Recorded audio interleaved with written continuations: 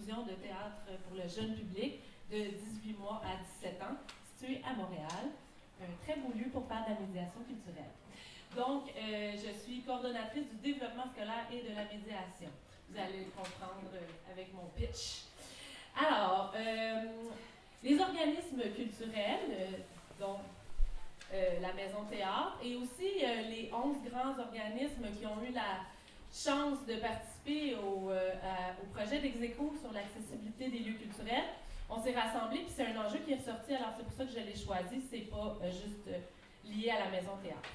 Donc, nous, on a la chance de développer des grands projets, des gros projets de médiation culturelle et d'être soutenus par les instances gouvernementales et ou par des fondations privées.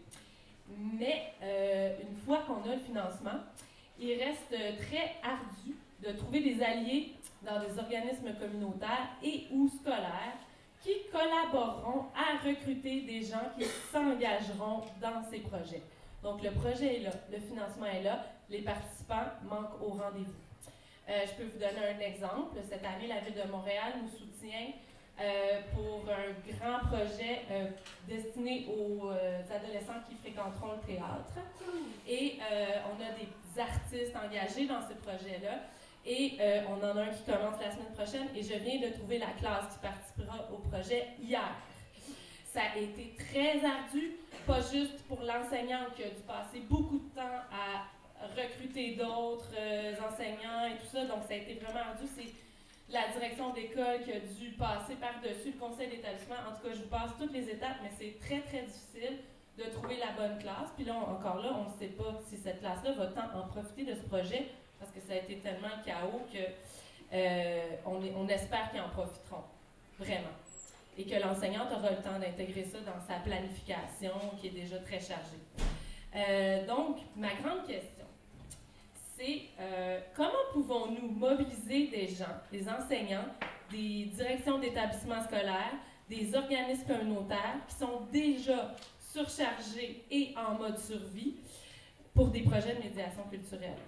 Parce que nous, on se fait dire régulièrement, les gens savent quand ils ont faim, mais ils ne savent pas quand ils ont faim de culture. Donc, ils ne comprennent pas tout ce que... Ben, ils comprennent, mais ils n'ont pas la place dans leur vie surchargée pour mettre du temps sur l'organisation de projets de médiation culturelle.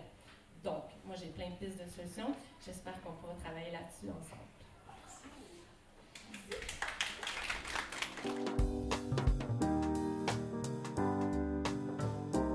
Nous, on a comme formulation du défi, après avoir discuté longuement de toutes les difficultés que les enseignants pouvaient rencontrer et tout ça, on s'est dit que le véritable défi était de comment nous assurer de la mobilisation des enseignants dans un projet de médiation culturelle.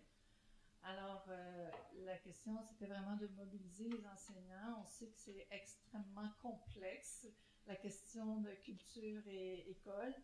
Et on a défini un peu plus la question de mobiliser, à savoir que la mobilisation se déclinait en plusieurs aspects. Donc, il y avait l'aspect communication, il y avait la problématique aussi de l'aménagement du temps des professeurs pour pouvoir participer à une activité de médiation culturelle, parce que dans leur structure syndicale, c'est extrêmement complexe à organiser et c'est vrai qu'ils ont très peu de temps pour donner leur matière pour ceux qui sont dans les cycles supérieurs.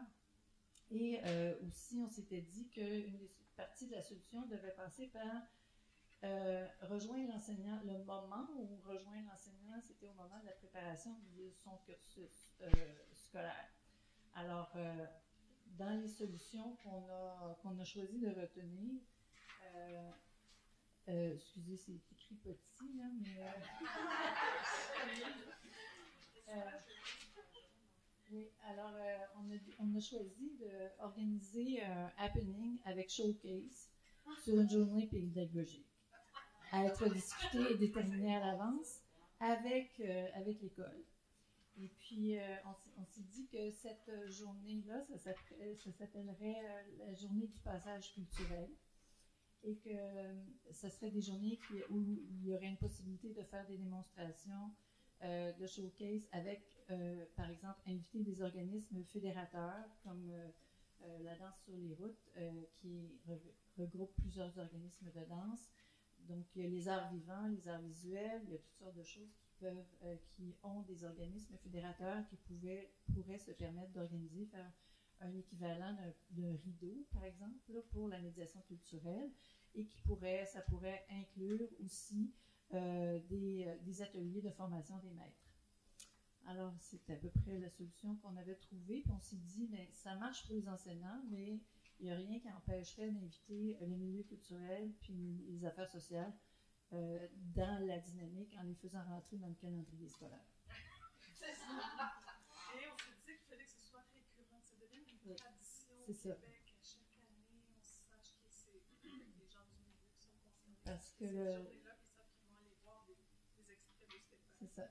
Et le deuxième aspect, c'était que le résultat de ces journées-là soit disponible sur une plateforme avec les projets de médiation culturelle qui étaient disponibles avec des formats genre la fabrique culturelle, là, mais voilà. C'est ça.